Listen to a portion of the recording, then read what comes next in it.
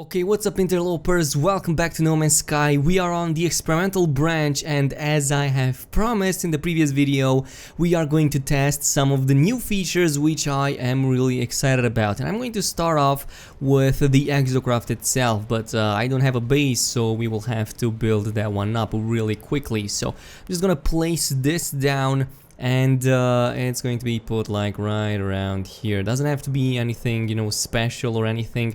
I'm just gonna place it down as fast as possible, and theoretically speaking there should be you know, a terminal agent inside of this. I just need to build that one as well. So I will enter, yeah, this is the one. And I'm going to place my exocraft terminal because this is the NPC that we will need. And he should be appearing any second. Until then, I'm also going to place down a blueprint analyzer, and this is how you will acquire the new blueprints for the exocraft as well as the summoning thingy. So I'm just going to enter here.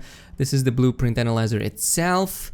And let's enter and see what it has. There's going to be like a couple of new things here, a couple of new additions.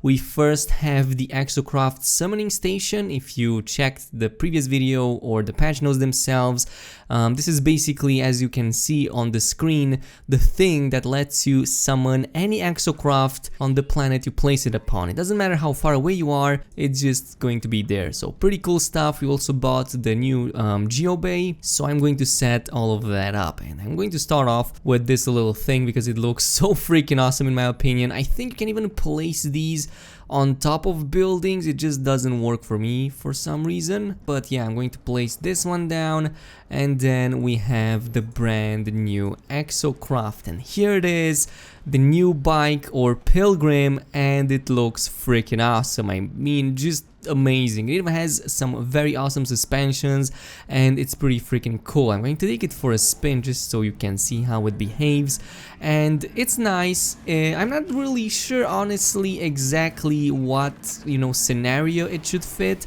because we already kind of had 3 exocrafts for all sorts of scenarios, but from the looks of it, it's very agile. The boost itself isn't really that big, but of course you can upgrade it, as I will later show you. And other than that, it seems pretty good at traversing terrain. It's basically like a glorified nomad, I believe. Or was it the other one, the 4-wheeled one, except it has 2 wheels. It cannot go on water, unfortunately. I think this is more like a vanity kind of exocraft. I like everything about it and how these wheels like adapt to this sort of environment. Even the wheels and all of this adjusts to everything. So gravity is taken into account. Pretty nice stuff. And I think the detail on this is just amazing. So yeah, I mean, what else can you say? It's just magnificent. It's way better than what mods have been able to do, and I am basically in love with this one. I'm also going to show you the inventory size in just a second, but I want to go back to the geobay itself to show you something. So there's a customization option in the game. I'm just going to summon it here so you can see exactly what we're doing, and it's right next to the one that summons it. So pretty cool stuff. It's going to be available for every other exocraft as well, and the customization is pretty legit. I mean, you can see stuff for paint, cockpit, left side, right side, spoilers and all of that, and I'm going to change it to a red, which pretty much fits exactly how I am.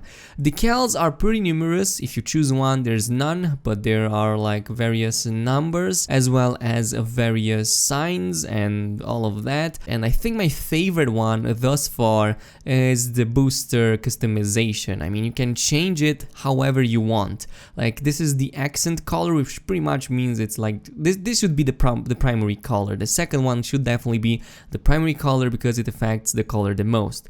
I mean, if I do this, you can see it changes everything, and holy moly, this is actually insane. I'm not gonna lie, I'm going to leave it with a nice red accent. I think this looks good enough. And you can save the changes, it's going to be pretty much instant, and this is how it now looks. Like black and red, exactly as I wanted.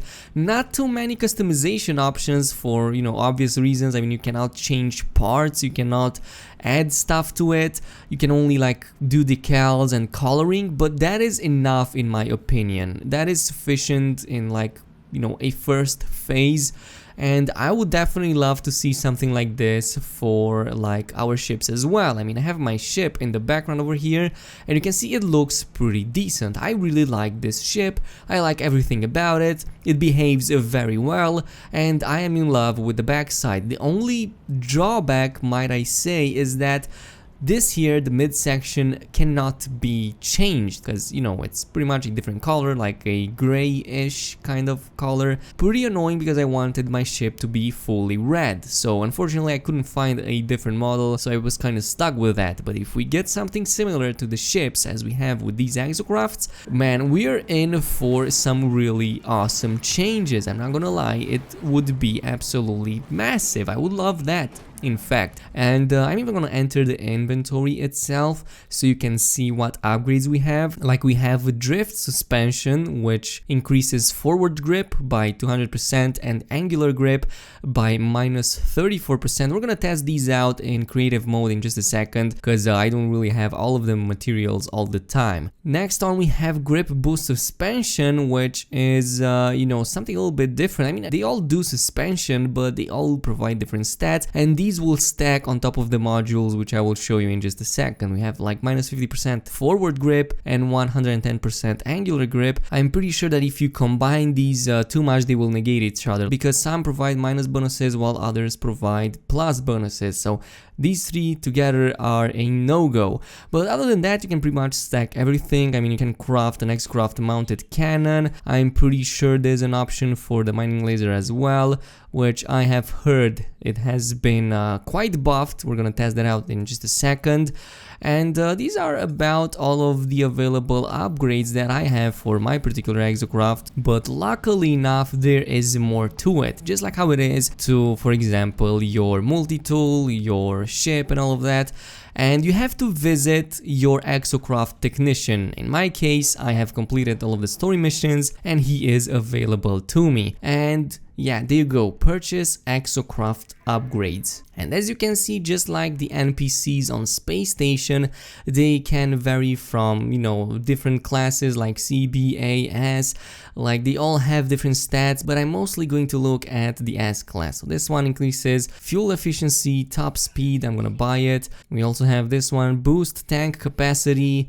I'm not sure how exactly these ones, you know, get spawned, because so far it kind of looks random. I'm not sure if you can stack multiple of them, but when I, you know, get a chance to know that, I will definitely give you more input. So I'm going to stack these on whatever we have right now, and I'm just gonna throw it in. Like the first one, the antimatter pump, boost tank 55% increase, boost power 57% increase, and then we have top speed 15% and fuel efficiency 16%. But I'm going to test out the rover, or well, the Pilgrim, really quickly. And now the 15% increase in speed isn't really that big, it's not great of a deal, but the thrusters, while they don't last too much, are definitely about 50% better compared to how they were previously. Like this time around, as you can see, they take a little bit longer to deplete. But now I'm going to go through the changes of the other exocrafts, for which I will be going in creative mode. Okay, so here we are in creative mode, and I have created literally every single exocraft available in the game. Now you kind of already know the customization part,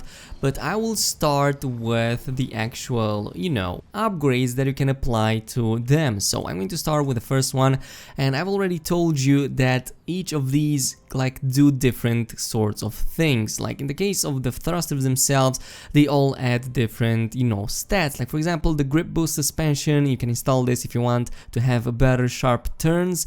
This one is for drifting, and we're gonna test that in just a second, while this one is for sliding. So I'm not really sure what's the difference between sliding and drifting, so I'm going to install that one. And this is how it looks now. It definitely behaves different this time around. For some reason, you can even like do a wheelie if you're angling it properly. It definitely looks like I can drift pretty easily, but then again, these types of exocrafts can definitely like drift easily to begin with.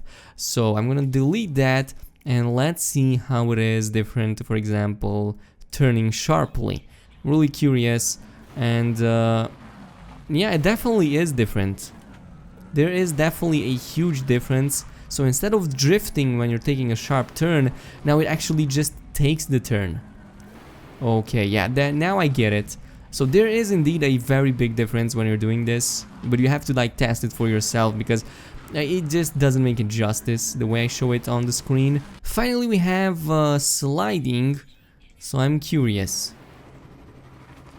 Okay, so this is like kind of like drifting, except you're like able to maintain sliding quite a little bit more.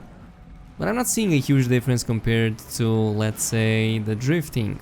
It's just that this time around, if you slide, you don't really go too much outwards as it was previously. And I'm not gonna test literally every single upgrade for all of these, I'm just going to test the size of the inventory. So, just like the previous one, this one has 16 slots. I think it was previously smaller, if I remember correctly. We have the roamer, and yeah, the size is much more increased, 28 slots this time around, and the upgrades themselves are pretty much the same. You can increase for slide, for drifting, or for sharp turns, depending on what you want. Personally, I think drifting is the best. And finally, we have the Colossus, which probably has the most significant amount of changes. First of all, as you can see, it moves faster. Like, maybe you didn't play it for a long time, but trust me when I say this, it's definitely much faster compared to how it was previously. The biggest addition though is the absolutely massive inventory size of 42, and it definitely deserves its name, the Colossus, because it's just huge. And the upgrades here are a little bit more extensive because the acceleration module is separate, so you'll have to like install it like this. And yeah, this kind of sums up today's video.